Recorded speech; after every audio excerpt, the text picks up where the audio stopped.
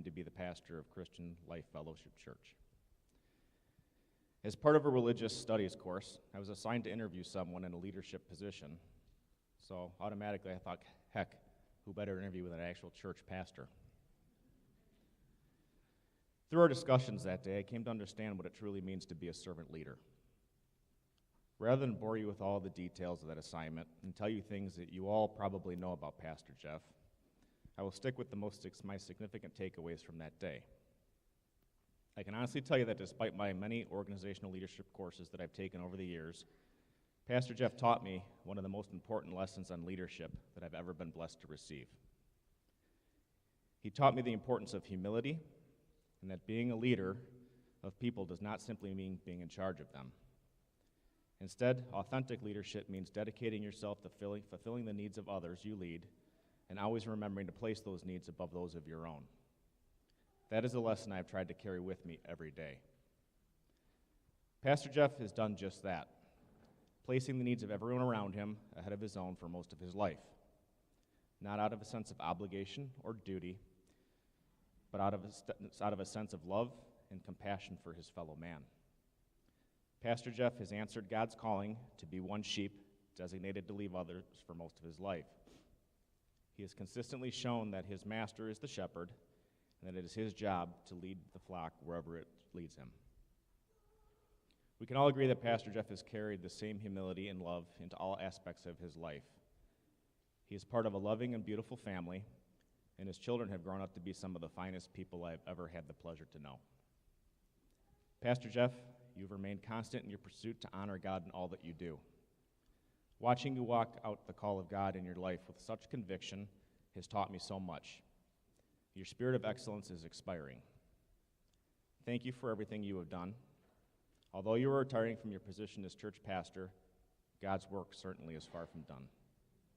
I look forward to your continued work as part of our police family, helping to care for those who watch over our community. As you head into retirement, I want to thank you for your kindness, compassion, and your humble service. You have certainly made a lasting impression on everyone here today. I would like to end my little speech today with a quote from the book of Matthew. His master said to him, "Well done, good and faithful servant. You have been faithful over a little. I will set you over much. Enter the joy of your master." Once again, congratulations, Pastor Jeff. May God's love and grace continue to shine upon you. Thank you.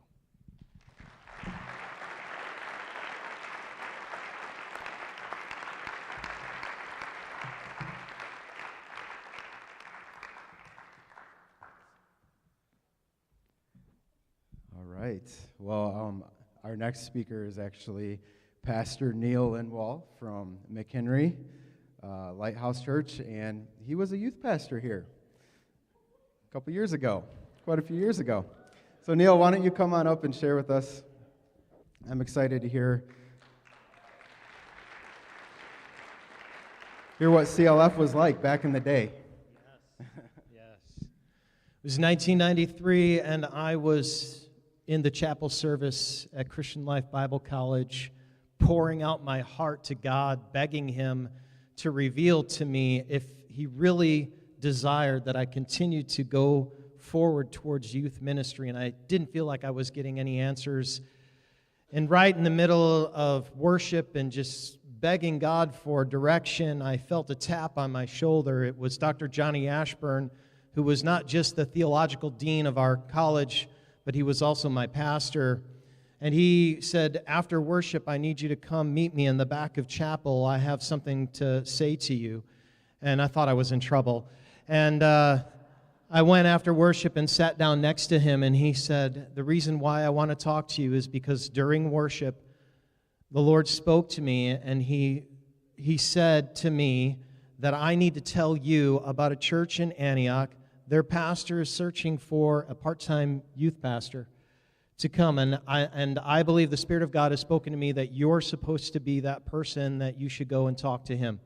And so I did. I made communication with Pastor Jeff, and he invited me to come and meet the youth ministry and to come and to share with them from the Scriptures. And so I showed up with my long hair and my black motorcycle jacket. I used to be able to reach around and grab my hair in the back. And I think that first night I preached on Naaman, if I remember correctly.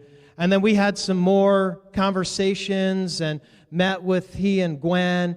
And then I received a phone call from him, and he said, Neil, I've been praying, and we've made the decision, the board and I, that we'd like to hire you, but under one condition: you get a haircut. I have obeyed. If your pastor asks you for a haircut, give him your baldness also. And so we began, and really, when I started, there were 5 youth that were faithful, and then 8, and then it wasn't long before there were dozens of both junior and senior high kids coming here each week, engaging in God and growing in the Spirit, and those were just some amazing days. But they did not have a name. There was no name for the youth ministry, and so I asked them to, I wanted them to come up with a name for themselves, and that we would come up with some suggestions, and they would vote on the name for the youth group. And so they came up with things that really meant something to them spiritually about who God had made them and what God had called them to be in a ministry to this community. And so the great and faithful day had come when they were to vote on that name, and they voted on that name, and they selected the name Heart Attack. And it didn't go over as brilliantly as we had thought. In our minds, it was a group of young people that were filled with the love of God and had a love for God and His people, and they were going out into the darkness, attacking that darkness with the love of God, but all other people heard was heart attack. And yet, Pastor, you stood up for us. You fought for us. You stood your ground. You took flack for us. And we entered into just a whole new time of ministry. But there are 4 things that you taught me that I think are lessons for all of us. Now, the first lesson is the power of prayer and ministry. Many of you know people who pray about you. Pastor Jeff prays for you. He literally carries you to the throne room in prayer. Every single morning we would come here, he would start out his day in the sanctuary crying out to God for you, bearing your burdens to the Lord for you. He prayed for you, he cared for you, and he felt your pain and your passion, and he brought that to the Lord in prayer. And you taught me, if you don't know it, Pastor Jeff is a prayer animal, and he teaches us how to pray. The next thing that I learned from you is about the need for persevering in ministry. Perseverance.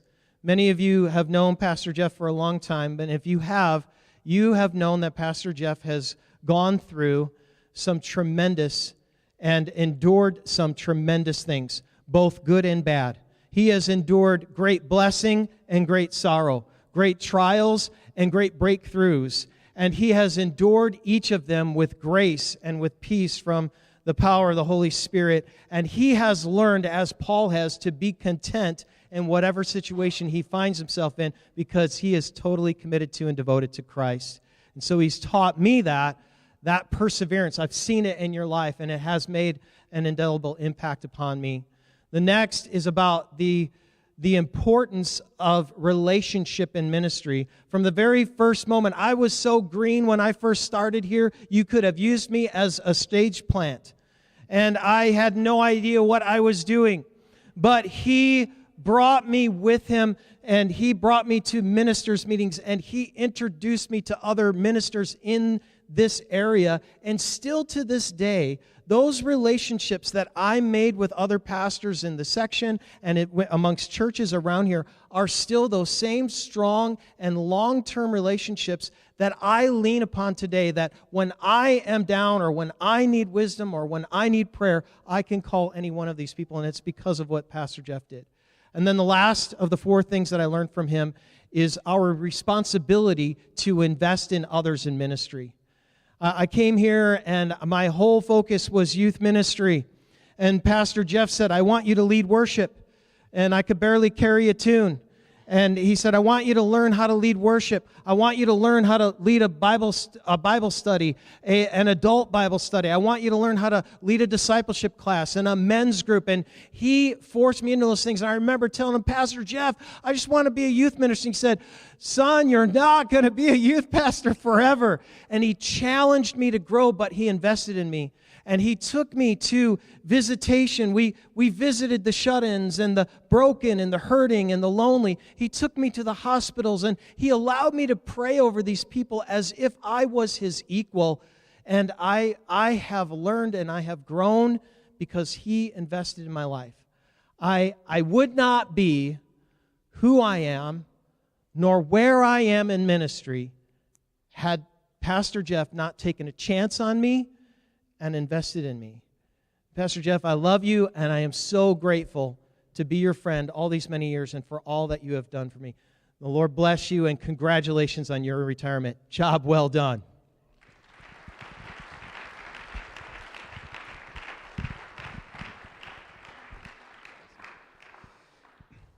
I'm really blessed that Pastor Jeff grew in wisdom and never tried to make me a worship leader.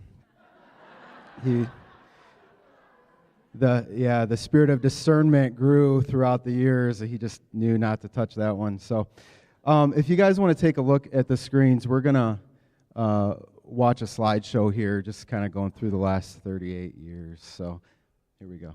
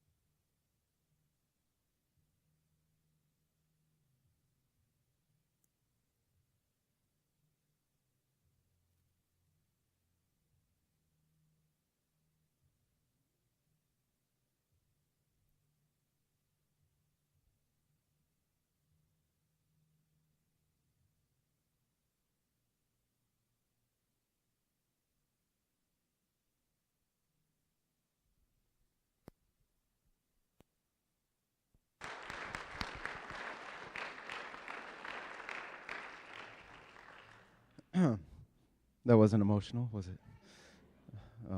Just so you know, all those funny pictures came from Justin. I wouldn't do that to you. Wow, what an awesome trip down memory lane, huh? God has done so much. So, Pastor Sherry, you are next. And give her a round of applause.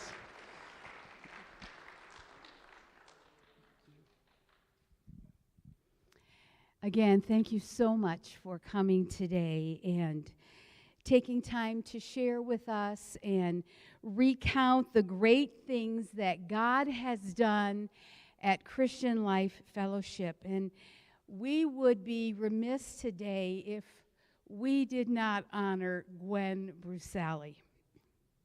She, along with Jeff, said yes to the call that God had placed on their lives to plant a church here in Antioch. They started from scratch, nothing, and prayed and planted a church into existence. Jeff's enthusiasm and unending supply of energy was paired with Gwen's practical know-how.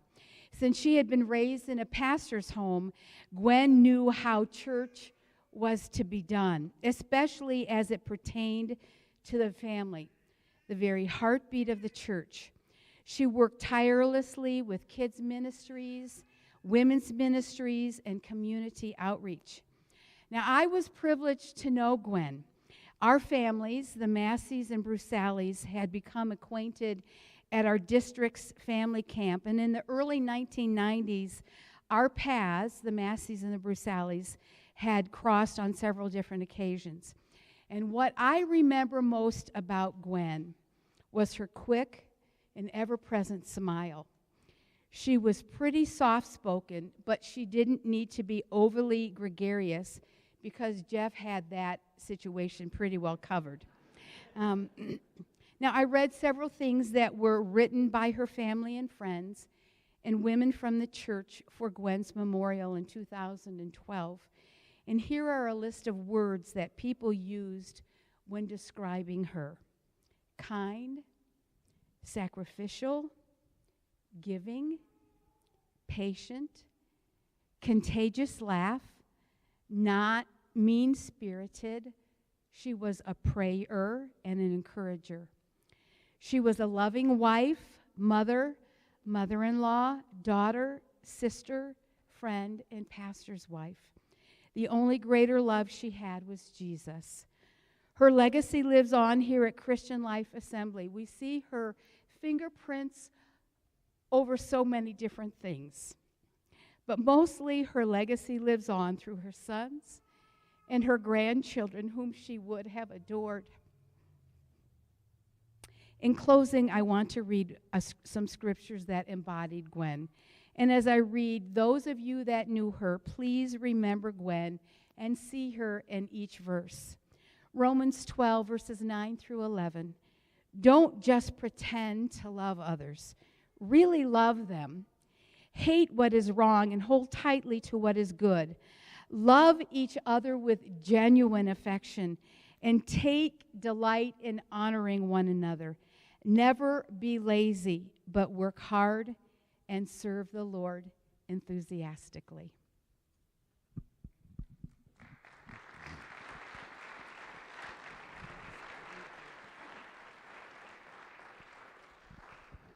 Oh, thank you.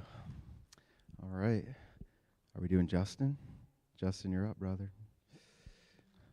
If you don't know Justin, this is Pastor Jeff's second favorite son? Second favorite? Yeah. Humble. He's the humble one.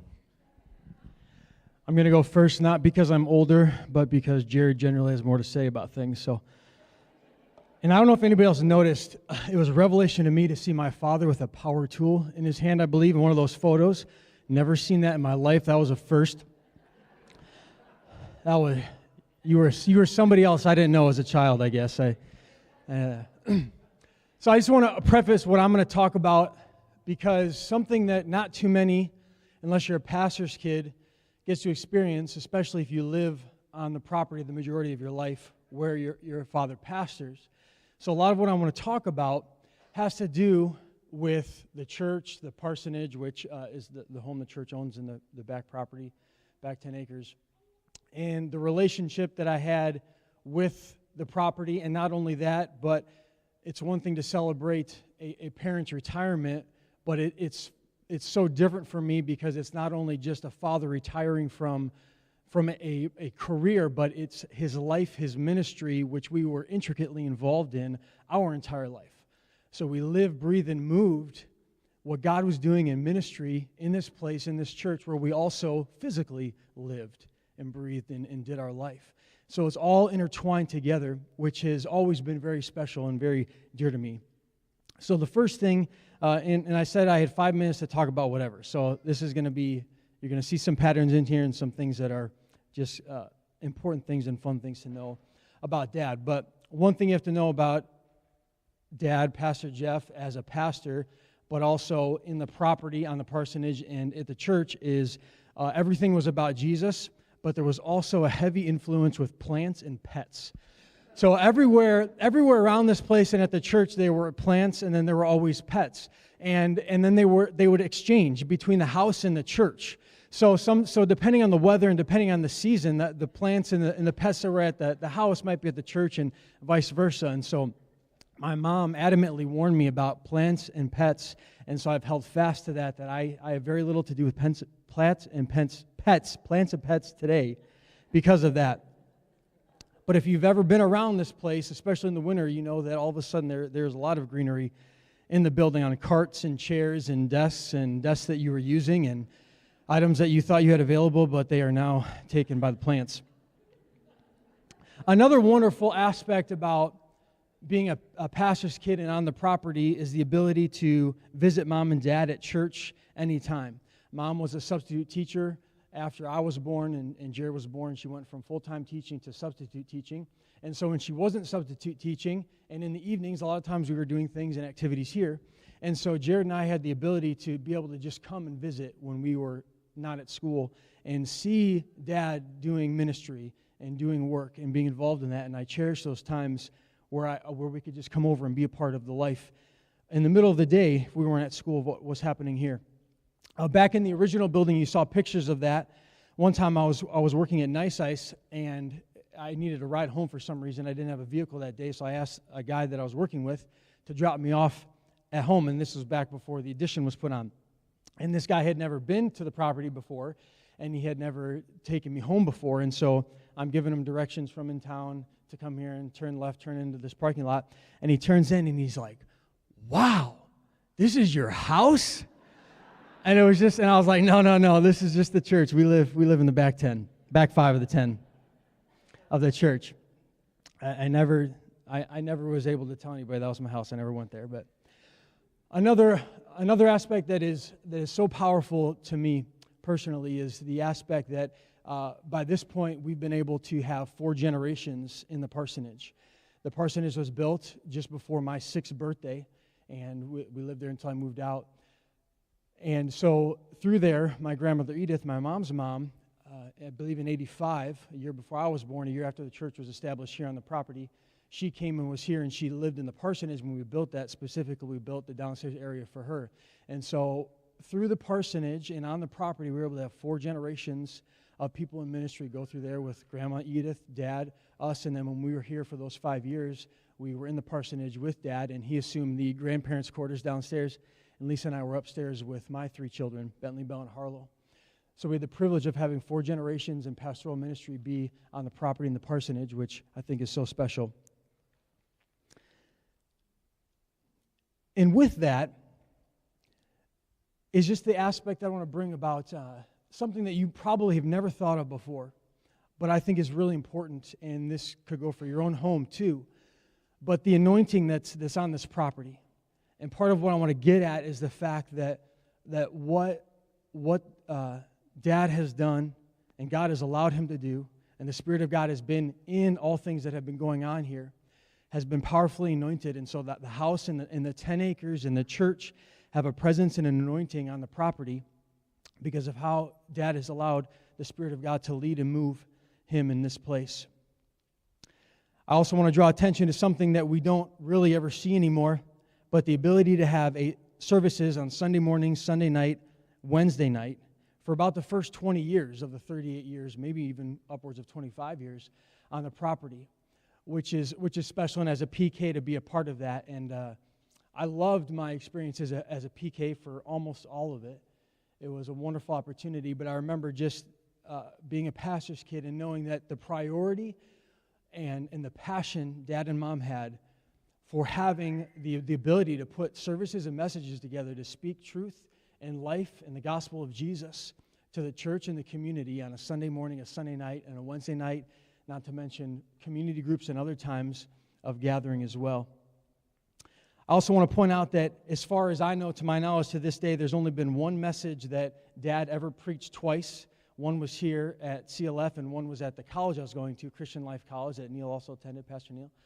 And that was the only message he ever preached the same, and that was only because he felt that the Holy Spirit was leading him to do that. So 38 years, and those 20 years or so, preaching Sunday morning, Sunday night, Wednesday night, allowing the true living Spirit of God speak to him on something to speak to the people without repeating that. There also might have been a little bit of issues with technological literacy that he's always dealt with, which might have been part of it, deleting files and messages and losing those. So maybe that's why he always had to do a new one too, as he couldn't find any of the old ones that he had to preach again. So that could have been part of it, but he did and still does to this day have a problem with hacking away and looking up to a blank screen and pounding the table and calling. At that point it was me, and then it was Pastor Scott and probably others that come in and try to retrieve this file or this piece of paper that has suddenly disappeared into the abyss of nowhere. But all in all, what that brings, my whole life I've seen my father, who's also been the pastor of the church that I grew up in, the imprint of influence on this place, on this property, in this community, is throughout and vastly influenced in 38 years, imprinting people in small ways and large ways, wherever they've gone and whatever they've done in this place. The sacrifice that have been made through 38 years of serving the church, serving the Lord, serving the community, and what God has been calling him to do. And it's always been about Jesus. That's what it's always been about. And I've always been able to look to him and look to the example that's been made of sacrificial service unto the Lord, because it's about Jesus and what Jesus wants to do for other people and the life-saving change he wants to make for other people. And you will forever and always will be my favorite pastor, Dad. I love you.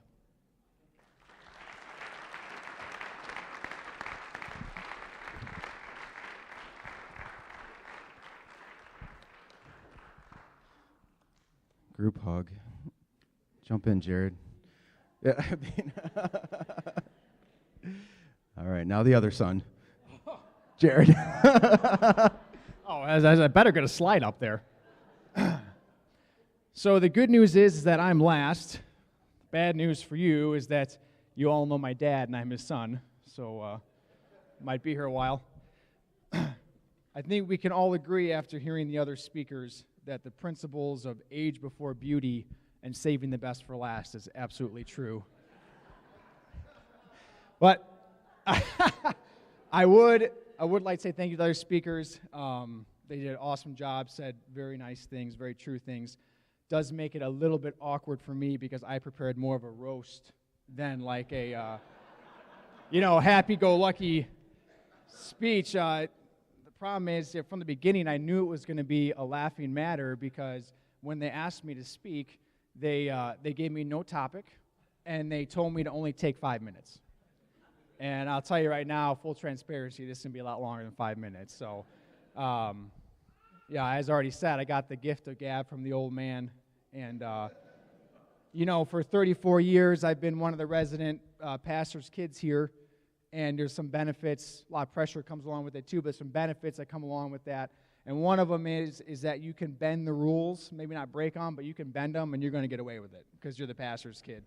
And after 34 years and on my last official day of that status, I will not change. So, we'll get started here, I suppose. There's one more thing. If I cut out all the jokes, I might make the 5-minute time limit. But I'm unwilling to do that. And that's for your benefit. And at the end of this, I fully expect to be written out of the bills. I mean the will. But it's for you guys, because I love you guys. So for real, what I'd like to do, and part of the reason why this is going to be a little bit long, is I do want to share a topical timeline of my dad and the church, because a lot of you guys have come in and out of the timeline that has become Christian Life Fellowship.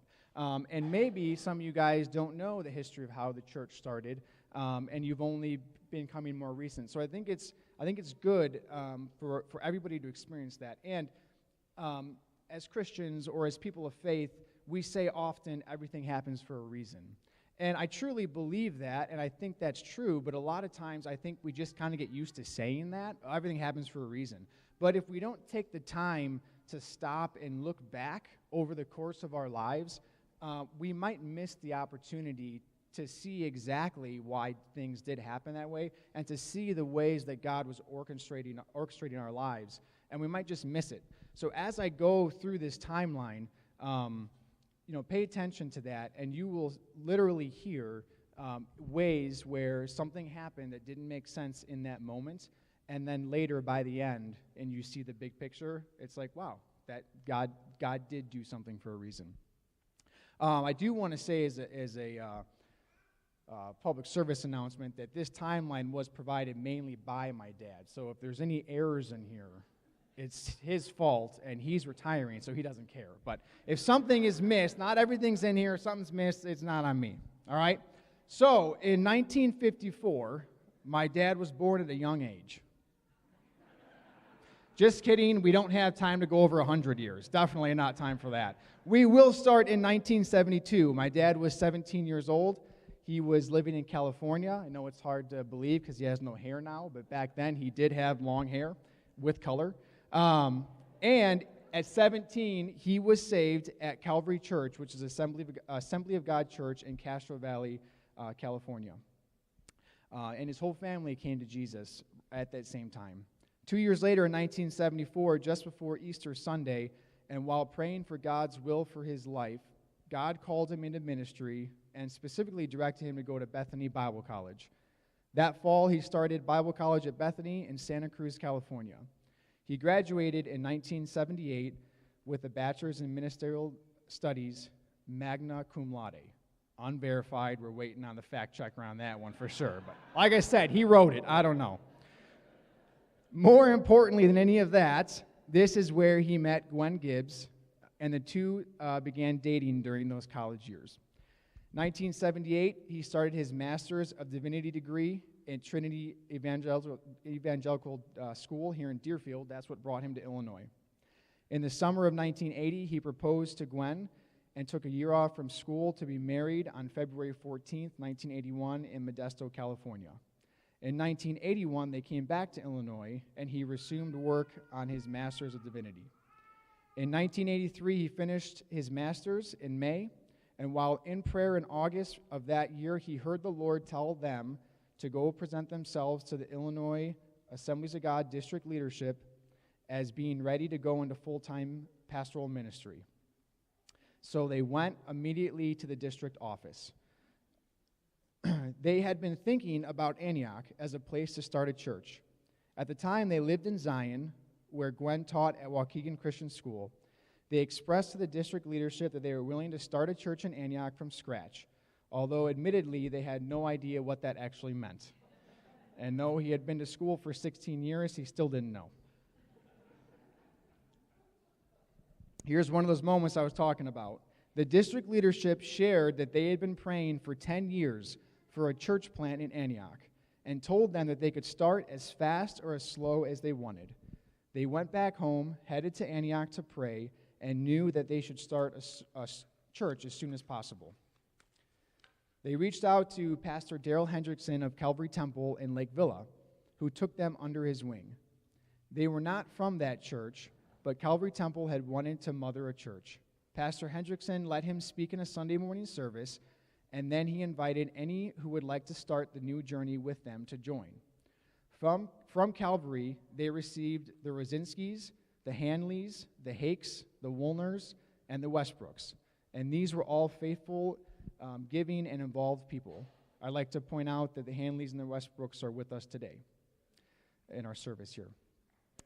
That fall of 1983, they started a home group at the Rosinski's home and began to dream and plan what they would name the church, what services they would have, and who would be involved where. They desired to begin with Carl and Terry Gibbs as the church's first missionaries, and to provide nursery, Sunday school, Wednesday evening services, Sunday AM and PM services. They wanted to offer kids' church and teens as soon as they could. Pastor Jeff wanted a presence in Antioch while they searched for a place to meet, so he rented a place on Main Street in Antioch, north of the library, where Dr. Sonia's eye practice eventually went in as office space. The next step was to find a place to have church, but they couldn't find anywhere. So Pastor Jeff pleaded with Pastor Hendrickson to allow them to rent a storefront at 389 Lake Street, which was a former Red Carpet Realty. Calvary Church had been so giving and instrumental in providing them with $1,000 a month to get them started. So they rented the storefront and began formal services on April 1st, 1984. They had about 50 people in service that first Sunday, which left them all speechless. Within a few months, they outgrew the one storefront and rented the next storefront next door. New families included the Waldrons, Hunters, Grodies, and Soapers. Of course, that's our Abby Hunter and the Soapers. That summer, they participated in their first outreach by handing out free water and lemonade during Maxwell Street Days, which was hosted by the Village of Antioch. Within the first 6 months, they let Calvary Temple know they did not need the $1,000 a month, and so Calvary Temple continued to give $500 a month. During that same year, in 1984, Jerry Wisniewski came to the door. His wife, Elsie, had just died, but Elsie had told Jerry to make sure the new church in Antioch made it. Jerry and Elsie had churched in Melrose Park at Neighbor Church under Pastor David Ulseth. Pastor David was Pastor Jeff's first presbyter, and of course knew of the church plant in Antioch in his section. He had shared this in his church, asking for prayer for CLF. Soon after, Jerry and Elsie moved to Rainbow Manor Mobile Home on North Avenue in Bristol, and Elsie unfortunately passed away. Jerry was an active member of CLF, but died himself a year later in 1985 and left all that he had to CLF. This money allowed them to purchase the property the church now sits on. In 1985, Edith Gibbs, Gwen's mom, moved to Antioch and began helping with the church. In 1986, they found a present location and purchased the 10 acres for $55,000, and they started construction in 1987 and held the first service in January 1988. All ministry was done by Pastor Jeff and Gwen and volunteers from the church, to include kids ministry, nursery, teens, and worship. In 1986 and 87 came Justin and Jared. Hold your applause. In 1987, Pastor Jeff's parents, John and Ann, came. In 1991, they began construction on the parsonage and moved in on Mother's Day, 92. In 1993, the church hired a second staff pastor, Pastor Neil Lindwall, who we've heard from, and his wife, Marcy. In 1995, Pastor Jeff's hair turned white, which I think we can all agree was due to raising Justin.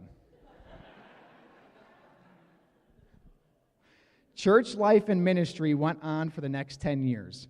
During those years and more years to follow, the church had a thriving and successful youth group, with there regularly being upwards of 50 teens in attendance on Friday nights. This is particularly important because this is when my wife, Taryn, started coming to the church. In the early 2000s, it was laid on Pastor Jeff's heart and spirit to lead the church into a building program. CLF had continually filled the first sanctuary, and Pastor Jeff was not moved to go to double services because of the taxing double energy it would take. So it was decided by the official board to present the vision for a building and capital campaign. CLF began a capital campaign in the fall of 2004 to extend 3 years until 2007 by taking personal pledges. In all, the fellowship raised about $250,000. There were many miracles that God brought about for individuals as they pledged themselves to this. One specifically was for Pastor Jeff and Gwen, as God opened up a full-time teaching position at Oakland Grade School for maternity leave, and they cut Justin and I's food rations to 50%. This helped cover their personal commitment to the project. Construction started in the fall of 2005 through 2006. It was a huge project for CLF, but a most wonderful year. So many came day by day to do what they could, and the attitude and spirit of the church was tremendous. Construction was moving right along until May of 2006, when 50-mile-per-hour winds came from the west and blew the roof trusses down that were just being put on the sanctuary. This initially felt like a setback, but it ended up revealing that corners had been cut and portions of the construction had not been up to code. This afforded the opportunity to build back stronger, and construction resumed and finished at the end of that year. In January 2007, we began services in the new facility. Church and ministry continued. In July 2010, Gwen was diagnosed with breast cancer. As it happened, in response to difficult, rough waters the fellowship was also going through, Pastor Jeff put himself on a half salary, which lasted until mid-2014. Gwen went through a round of chemo, and at the end of it, she felt wonderful. However, things began to go downhill by December of 2011, and she began the second round of chemo. In the fall of 2011, members of CLF partnered with Justin and I by raising money to surprise my parents with a vacation to Hawaii, which was Gwen's dream vacation. They went to Hawaii in February of 2012 for 2 weeks, and upon returning, Gwen went into the hospital and took her flight to Jesus. The church had rallied to their side through this whole event and was heartbroken. During this time frame, from the fall of 2009 to the fall of 2013, Pastor Jeff was without a staff pastor. He had begun crying out to the Lord constantly through these years, asking for all the help God could give, which included people and finances for ministry. He was still on a half salary.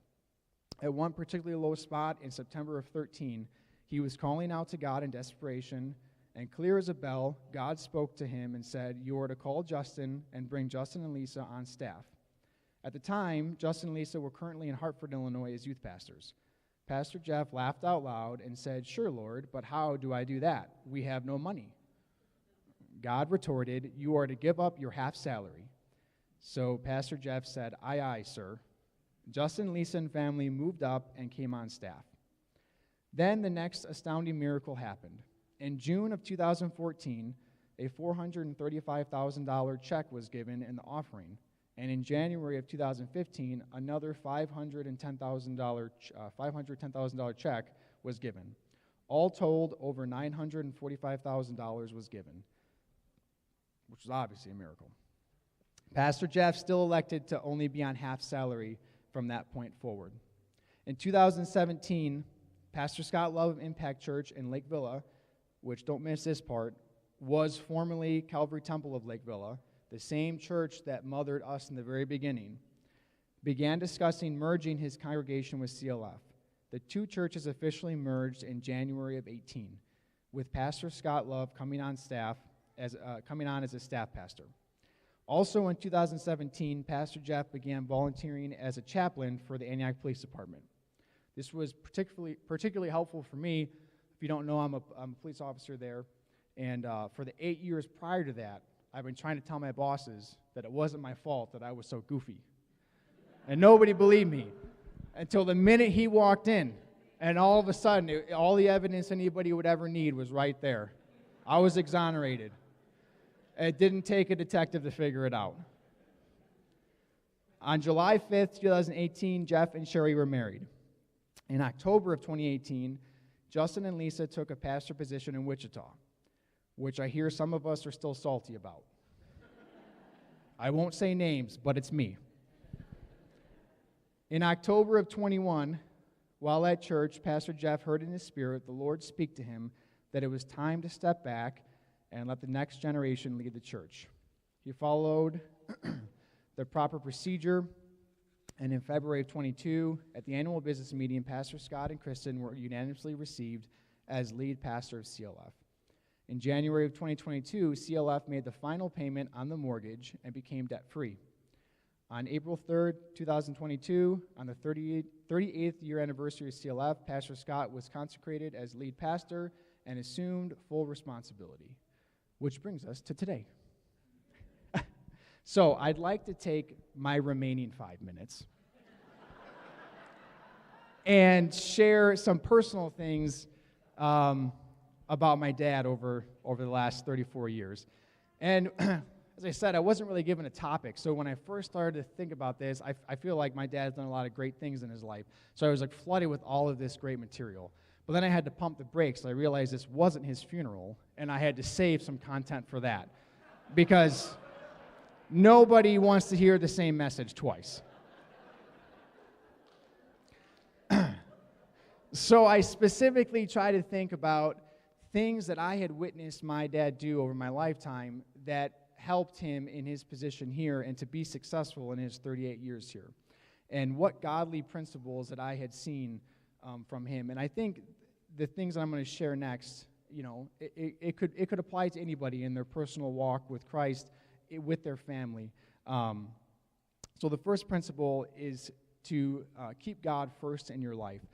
I think one thing that can be detrimental to pastors and people in ministry is that they focus so hard on their individual ministry or their church or whatever it is that sometimes they can put that thing first, and they can take their relationship with God and let that wane, or take their family commitment and put that too far off, and they get so sucked into just doing their ministry. And it's important, and it's one thing that I think my dad did a phenomenal job with over the last 38 years is he cared about this church more than just about everything in life, but he kept his personal relationship with Christ above that still, and that came first. And that was evident in the things that he did, the decisions he did, how he spent his time that he had. Second thing is being faithful. You've heard from the other speakers, and you could see portions of this timeline that I went over, is that even when things were great, he remained faithful and he gave credit to God. But when things were hard, he didn't give up. He dug in, he prayed, he sought after God, and he never lost faith in what he was doing. And he knew that even though it was difficult at the time, that he kept going. Sorry, I'm getting a phone call. It's Joy's school. I don't know what that's about. Next is working hard for the Lord. I don't think growing up I can recall a day that we weren't in a different state, that my dad didn't come into this church building at some point, even if it was on his day off. The man never took days off, right? He was always here, even if that was just him coming here to pray or to check voicemails before email or to check emails. He was always here. He was always working for the Lord. He didn't care what the job was that needed to be accomplished. He just did it. You saw a whole bunch of goofy pictures up there of him in ridiculous outfits for vacation Bible schools. That's just him. He doesn't care if it needs to get done. I can't tell you how many times he took a pie in the face in a vacation Bible school, because if that's what was important then for that ministry, he was going to get it done. Submitting to God and seeking his desire and direction. My brother had touched on this when he talked about never repeating a message. My dad would always be seeking what God wanted him to do, and that takes time. It's not like a lot of times I think people, in a lot of professions, right, unless you do it, you have no idea what really happens.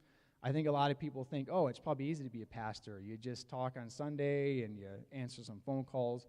But he spent literally hours on end in a day, multiple hours a week in this sanctuary, in the old sanctuary, in his office, praying and seeking after God, because he didn't want to just come up here and talk about what he wanted to talk about. He wanted to be led by God as to what God wanted him to bring forth. And that's just something that, has always stuck with me.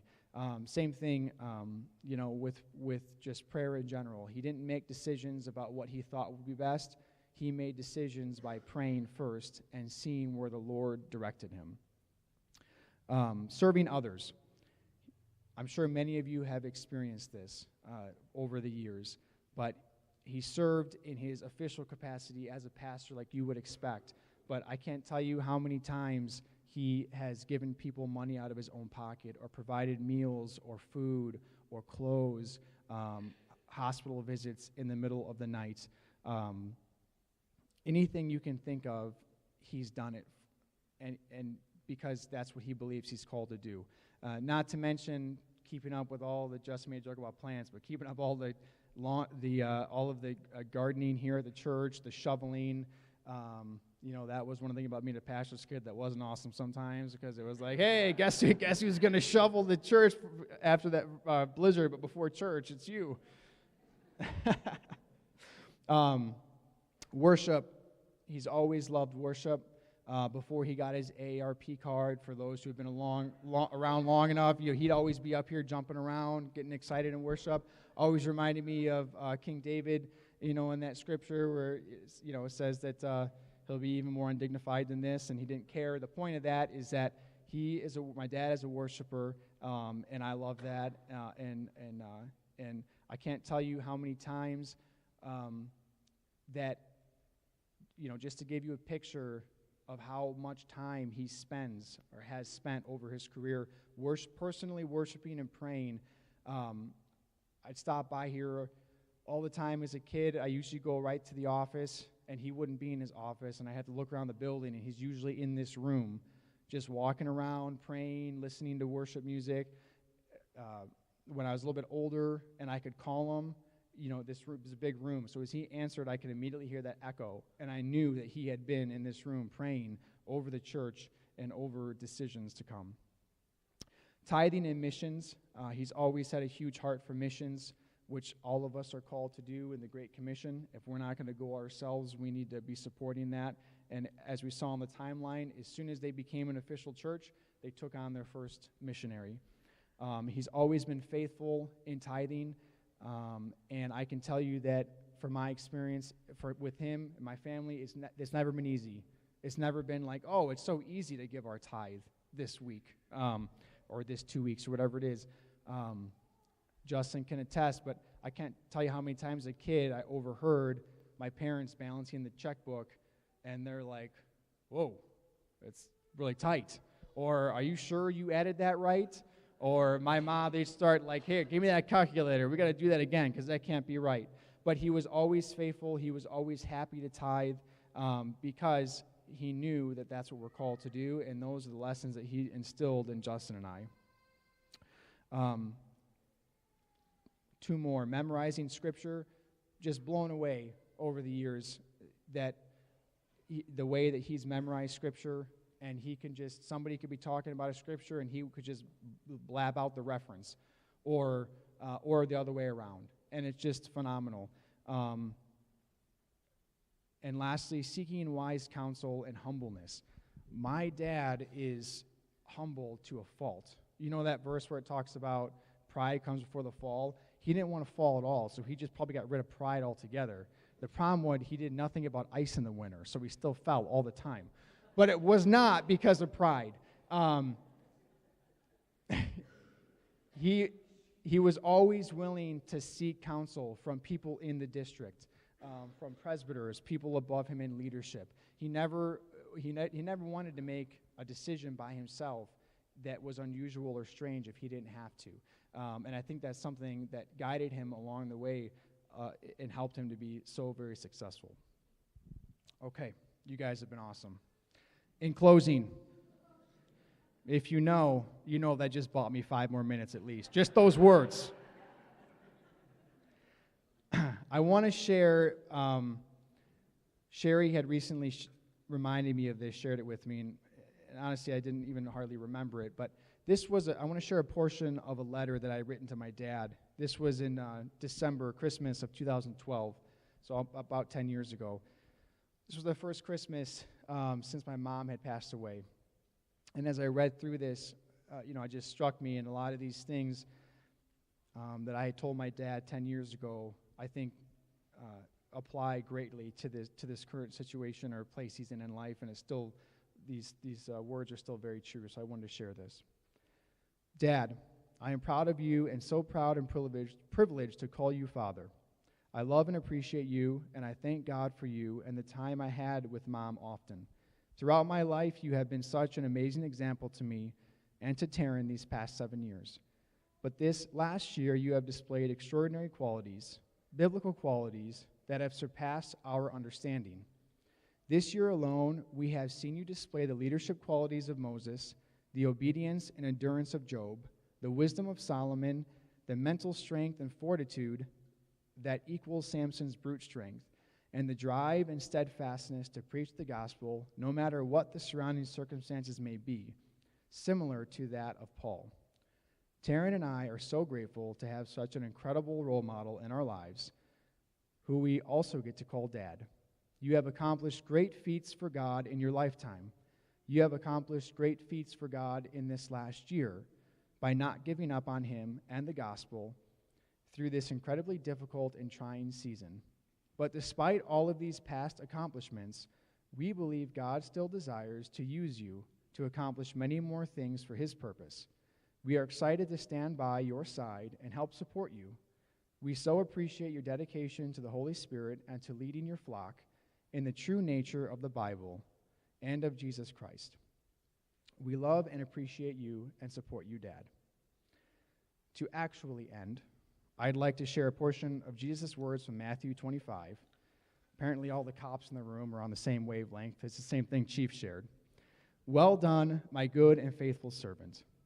Dad, you have earned these words during this season of your life. But, unlike the full context of that verse, you're not allowed to die and go to Jesus for at least another 30 years, or until Sherry can no longer change your diapers, whichever comes first. We love you, Dad. Congratulations.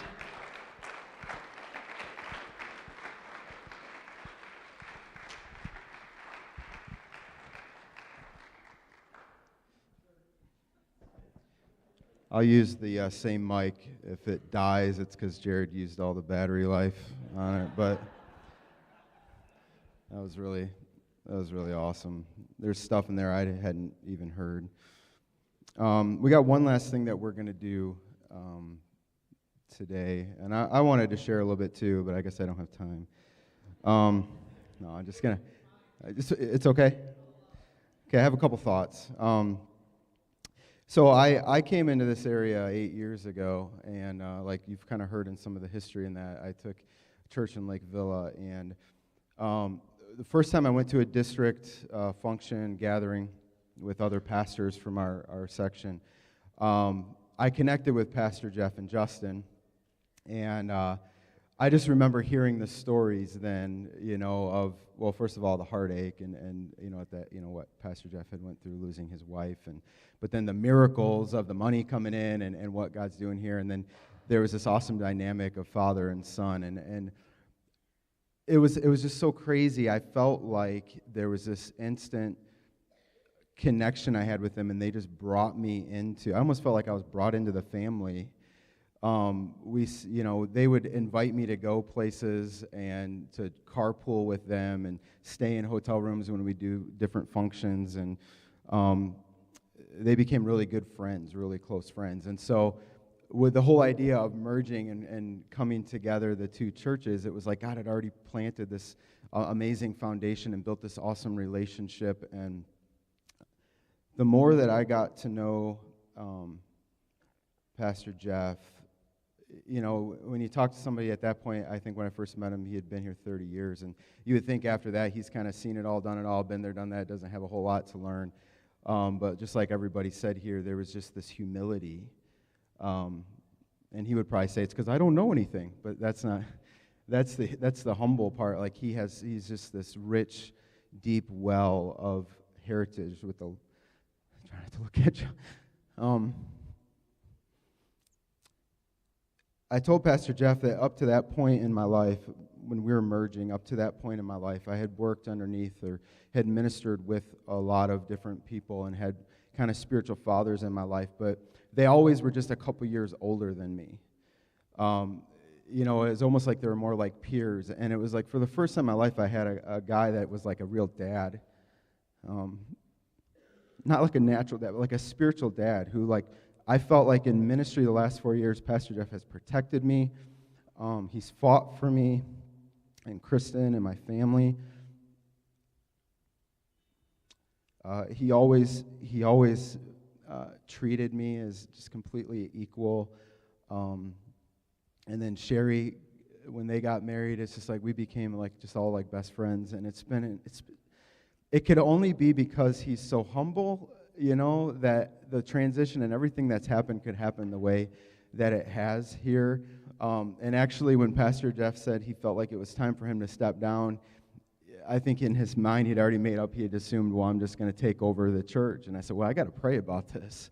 Like, I got to go know that this is God, because there's a lot at stake here. 38 years of legacy, 38 years of sowing into this ground. It's like, I don't want to mess that up, Like, there's a lot there, and I'm not just going to flippantly run into that unless I know that God is in this, and He was, and He is, and it's been really just an incredible season of being on staff, and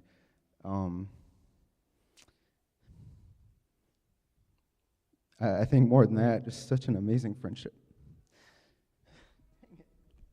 Stop! I should know better than this. Don't cry. Okay, so to kind of solidify this day, we've been working the deacons together, and we've been talking about trying to do something really significant. And so we decided that there was two different things that we want to do here on the property. So guys, if you want to open that door and roll down in. The first thing is back in April 1st, 1984, we want to commemorate that day and the steps of faith and the sacrifice that Pastor Jeff and Gwen took when they heard the call and they said, okay, God, we'll go to Antioch. We'll plant a Spirit-filled church. And obviously there's been so many miracles. It was really neat to hear kind of the whole process with Jared here. But actually, Jim, do you want to just pull that top black cloth back? So what we did was we got a foundation stone and a plaque on there that we're going to position it right in the front corner on the sidewalk, so when you come into the sanctuary, we can all be reminded of the foundation that this church was planted on. I believe that represents a lot of prayer, just a lot of faith, like we heard a lot of sacrifice, and nobody fully is going to know when they see that. They're not going to fully know what all that means, but we don't ever want the legacy and the importance of where this church came from ever to be forgotten. And so this plaque says, in honor of your faithfulness in serving the Lord and His people, founding pastor Jeffrey Bersali and Gwen Bersali, founded April 1st, 1984. And then, give the Lord...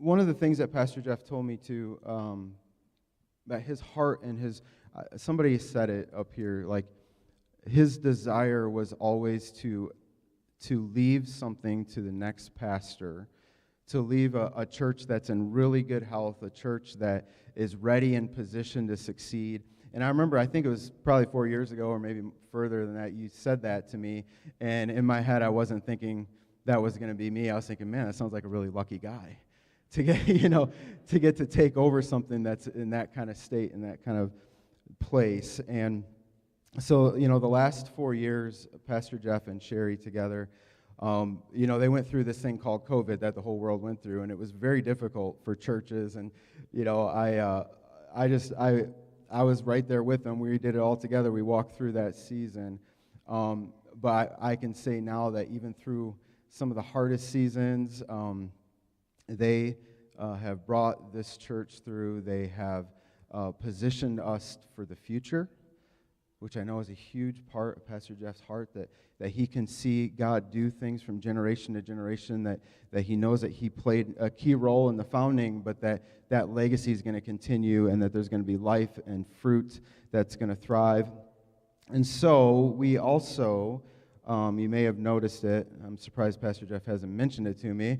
But we planted a tree in the yard out here, an oak tree. And we're going to be putting this plaque in front of that tree. And what's cool about the tree is that it's a living thing that's going to continue to grow and continue to change and continue to flourish.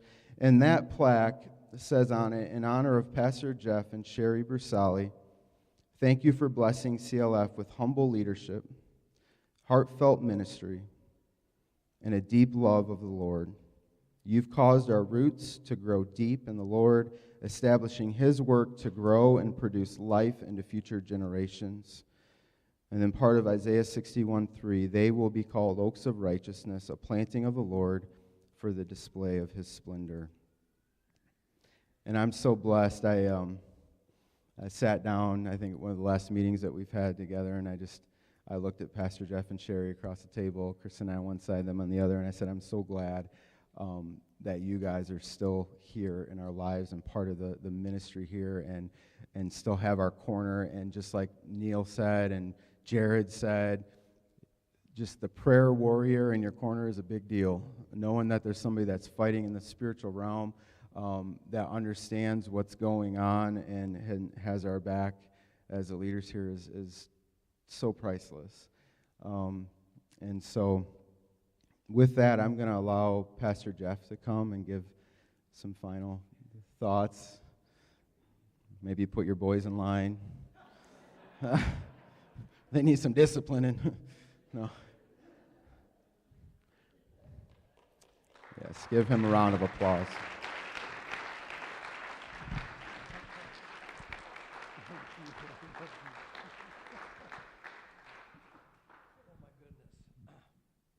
Well, for all of you who I said we would be done by 2:30, I'm so sorry.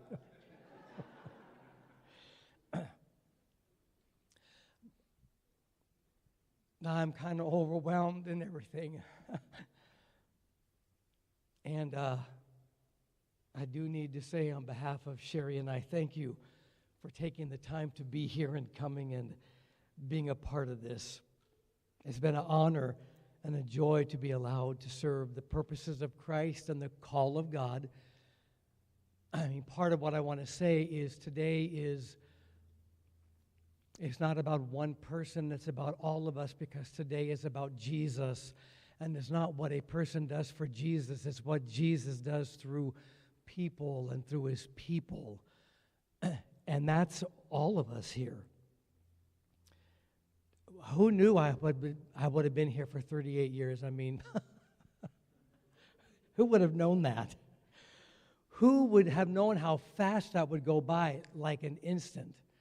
I mean, back in 1984, I was thinking, I'll never get to 2020. And here I'm in 2022 and saying, how did we get here? We just started back in 1984. Who knew I would be privileged to have two sons come into the world and be such a huge part of Christian Life Fellowship, and then with their wives, and then to have my grandkids running through the building, which they're not supposed to do, but how can you not let them do that, especially with me chasing them? Who knew that this one would bring a church through two building projects? I can't hammer a nail in straight. I mean, that is not, that's a combined effort of a whole bunch of other people, not me. And who knew that we would merge with the church that gave us life in the beginning, Impact Church, in such a beautiful, life-giving way that would have happened. God's hand is in all of it all the time. Who knew that I would say goodbye to Gwen as she entered into God's presence and then find new life with Sherry? Nobody knows those kind of things over 38 years. Who knew God would, that miracle, I mean, yes, that's a miracle of $945,000, but what you don't know and what I'm kind of embarrassed to say, Pastor Phil, you would understand this. Neil, Marcy, you would understand these things. I would go to ministers' meetings, and you'd hear all the stories about what everybody else was experiencing and how wonderful and awesome. And we would go through hard things and hard, difficult situations. And many times I would have to really deal with my own self, saying, Jeff, you cannot let yourself be anything but positively affected by the good that you're hearing other. But I would say to the Lord, I'm telling you everything the opposite of this humbleness. So I'm pulling the curtain back. I would say, God, how come everybody else gets to experience such tremendous, miraculous things? How come that always happens somewhere else, down the road, over there? And then in 2014, He humbled me by doing that. And then 2015, I mean, who would ever have thought? It's God from beginning to end. But mostly the last 38 years, it's been a joy of my life to be the under shepherd, because that's all I am. I'm just an under shepherd of a flock of the great shepherd.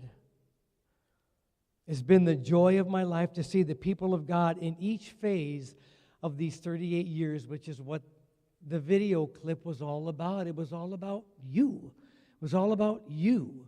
Where the part you played, or the part you are playing, and really the part that you're going to go on to play.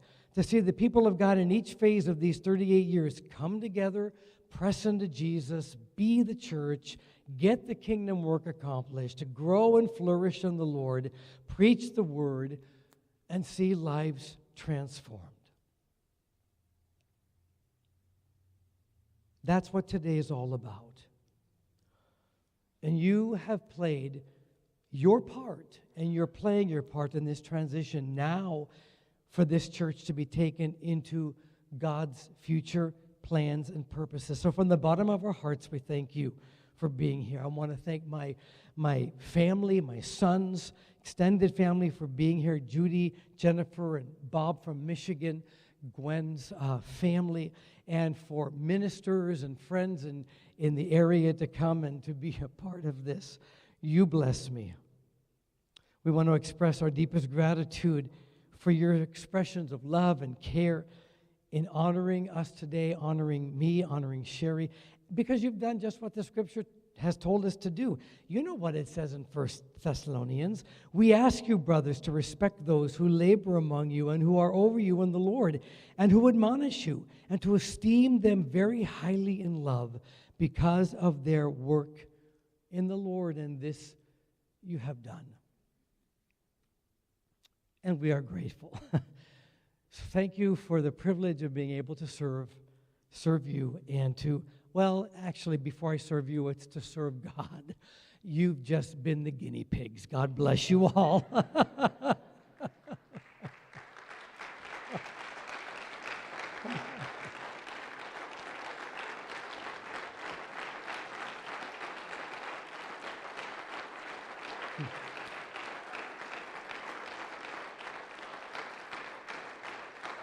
Thank you, thank you, thank you, thank you. Now we're going to spend the next few minutes visiting with each other. There's cake and there's coffee and there's different things to eat and to chow down.